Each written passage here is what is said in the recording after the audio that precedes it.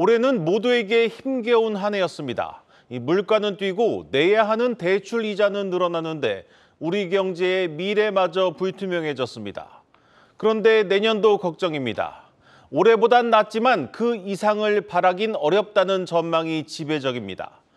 새해 우리 경제를 표현하는 키워드로 용문점액이라는 말이 꼽혔는데 바로 용이 될 것인가, 물고기로 남을 것인가 갈림길에 서 있다는 뜻입니다. 내년 우리 경제가 기로에 섰습니다. 2024년 갑진년 새해 경제를 서영교 기자가 짚어봤습니다.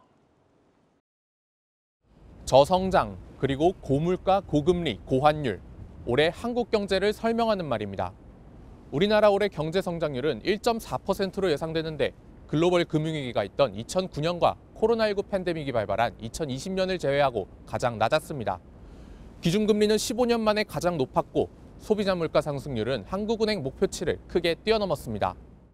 갑진년 한국 경제를 두고 고진감래를 기대하는 목소리가 많지만 마냥 긍정적으로만 볼 순 없다는 게 전문가들의 분석입니다. 주요 기관들이 전망한 내년 우리나라 성장률은 2%대 초반. 수출과 내수 모두 회복이 늦어지고 있어 성장률이 크게 반등하긴 어렵다는 전망입니다. 미국이나 중국 경제가 둔화되기 때문에 수출 개선폭이 그렇게 크지 않을 가능성이 있고 내수 경기는 내년에 올해보다 안 좋을 가능성이 있습니다. 성장률은 올해보다 약간 높게 형성되겠지만 체감 경기는 올해보다 오히려 안 좋을 수도 있지 않을까. 내년 소비자 물가 상승률 예상치는 2.6%.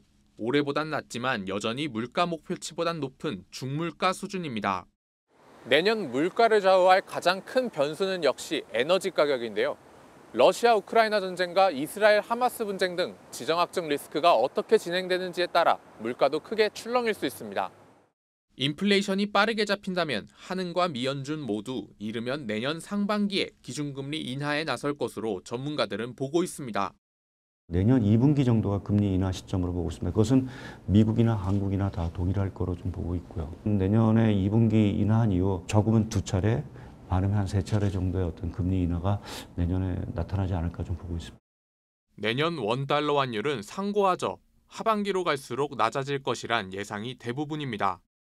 팬데믹 이전과 같은 1,000원, 1,100원대 환율은 내년에도 보기 어려울 것으로 예상되는데요. 가계와 기업 모두 중물가, 중금리, 중환율 시대에 맞는 새로운 전략을 짜는 한 해가 될 것으로 보입니다. 한국경제TV 서영교입니다.